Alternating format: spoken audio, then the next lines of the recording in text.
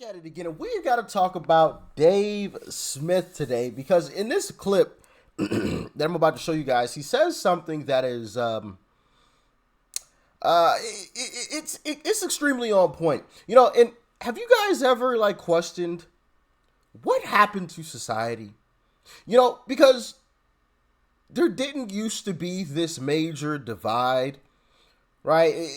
I mean, obviously, we all kind of had our different thoughts and our opinions always, but there wasn't just this type of divide. We weren't this far apart. Like, what happened and when did it happen and why did it? Have you ever found yourself questioning that? I know I have, because things didn't feel this way, 15 years ago. There didn't seem to be this type of division. Right? Well, Dave Smith came up with why that has happened, and I think it's actually on point. So we're going to be diving into that today. I got a few clips that I'm going to be showing you guys, so stick around. Hit that like button, all right? Share the video. It's the arrow button down below. You can copy the link and send it to anybody you like. You can text it. You can post it on your Facebook, Instagram, Twitter, whatever. All right. I greatly appreciate every single one of you that share these videos on a daily basis. Thank you. Thank you. Thank you. And shout out to everybody that sent me a super thanks. I greatly appreciate every single last one of you guys.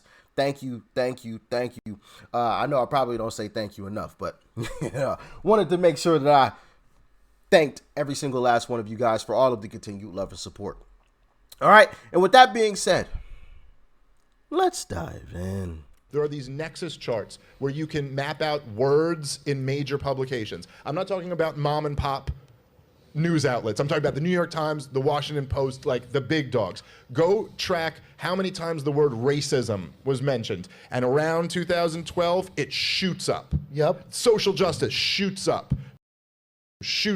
White privilege shoots up. This was forced on the American people. Why are we having these conversations now? No, the people did not wake up one day and decide we want to have a national conversation about chicks with dicks. That didn't happen. This wasn't an organic movement. It was all of the most powerful people decided this is what we're going to talk about. And why was that? Because it's the perfect, look, when you're failing on policy, you pivot to a culture war. Yep. You pit people against each other, so they're fighting each other. Yep. We had in this country, we had an Occupy Wall Street movement where leftists were standing outside of big banks screaming, we are the 99%.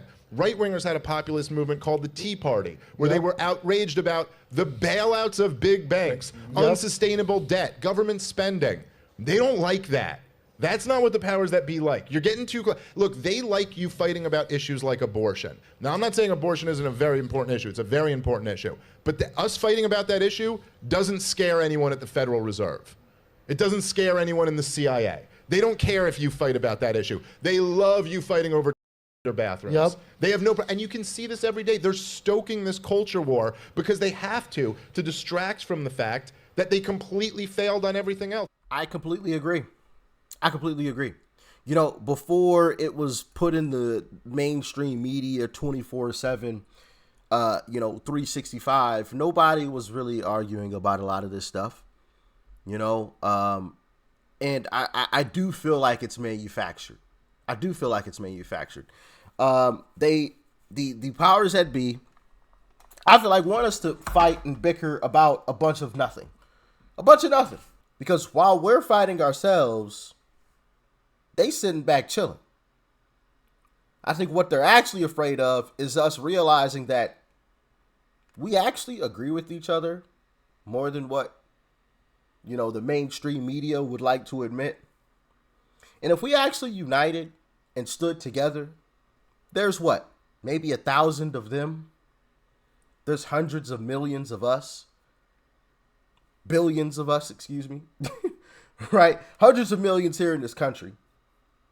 So the true solution is for us to actually unite instead of doing this whole, and it's wild and it's sad to see, because you get these individuals who, and actually I made a video on it just the other day, matter of fact, you get these individuals who take these small issues and circumstances, but because they've been amplified by mainstream media, they're amplified to this person and they say, oh, well, black people are being killed out in the streets. Black people are dying all over the place by the police and blah, blah, blah, blah, blah. When the actual reality is, in I believe it was 2019, 9 unarmed black people were pine boxed due to police. 9. I could have that statistic incorrect. I believe it was 2019. There was 9. 9. Statistically, a cop is more at risk of being pine boxed by a black person than a black person being pine boxed by a cop. But you don't ever see that in mainstream media. You know, so you have these individuals who think there's this major problem, and it really isn't. It's because this issue has been manufactured and been on repeat, right? For example, threat to democracy, threat to democracy, threat to democracy, threat to democracy. Oh my goodness, there's a threat to our democracy. Republicans are such a big threat. They're trying to destroy. What? No, there isn't a threat to democracy from Republicans. It's actually your side that's actually the threat to democracy. I mean, at every turn, it's simple to see. But also, Barack Obama said something in a speech a while back, and I'm sure he probably regrets it now because he perfectly describes what the establishment is attempting to do or has done. Check it out. Understand, it's not necessary for people to believe this information in order to weaken democratic institutions. You just have to flood a country's public square with enough raw sewage. You just have to raise enough questions, spread enough dirt, plant enough conspiracy theorizing that citizens no longer know what to believe. Once they lose trust in their leaders, in mainstream media, in political institutions, in each other, in the possibility of truth, the game's won. The game's won. Once you've confused them to no end, to the point where they don't even know they're up from down or left from right, the game is won. Interesting, Obama, because that sounds exactly like what has happened. You all have confused the population on everything, on every single topic. You have either lied or just repeated something that was only partially the truth over and over and over and over and over again. And that's why I've always said, man, I'm honestly a little jealous about Democrats, right? I'm jealous because Democrats are as much as, you know, their policies are terrible. They are very strategic, extremely strategic. That's one thing that I've learned throughout this journey. Democrats are extremely strategic. They play chess. They don't play checkers. And that's why I've continued to say, like, don't expect Trump to do what you think he should do. There's going to be times where he's going to do something or say something where you're like, why? And it's because he has to play chess, not checkers. Case in point, abortion. If he came out and made a stance on abortion, I've talked about this before, and most of you agreed. If he came out and made a strong stance on abortion, Democrats would run with it. They would rally the troops behind, oh, Trump's going to take away your rights. Now, us Republicans, we all know that is a bunch of BS. We know it's a load of crap. But Democrats are going to run it and spin it as if it isn't. Democrats are going to run to the media, and the media is going to play it 24/7 as if it isn't. And then at the end of the day, why does it matter what we say? Someone's already heard it on mainstream media 1,000 times before they hear it from us. So, so he has to be strategic. And there will be more moves. There will be more moves. There was a rumor that his VP pick was going to be Nikki Haley.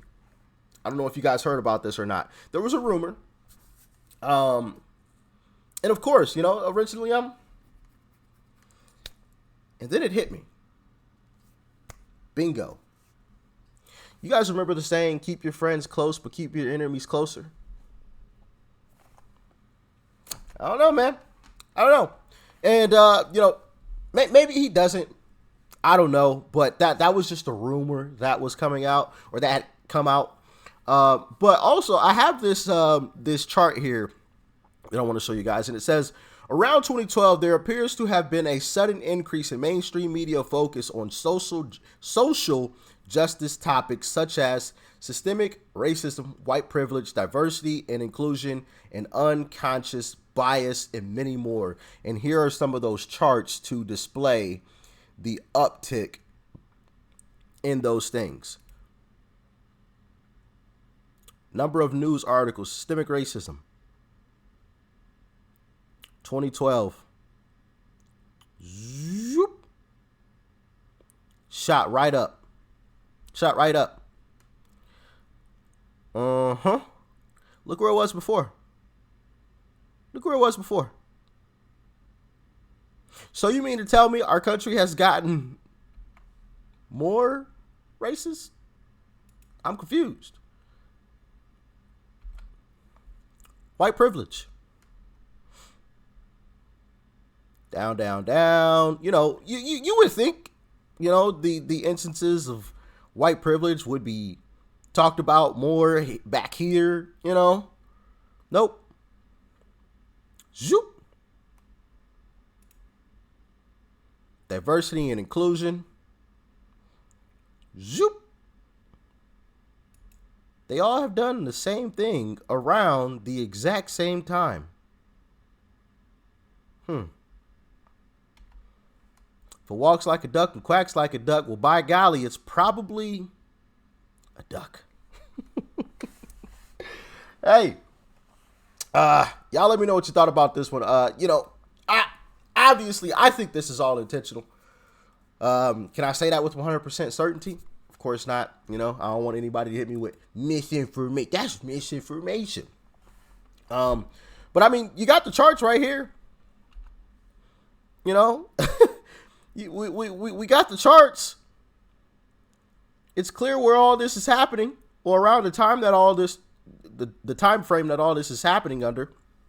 It's all happening around the same time, which may be a coincidence. I highly doubt it, though. Highly doubt it. I think this is manufactured, and the powers that be are, I hesitate to say scared, but they're worried. They're worried.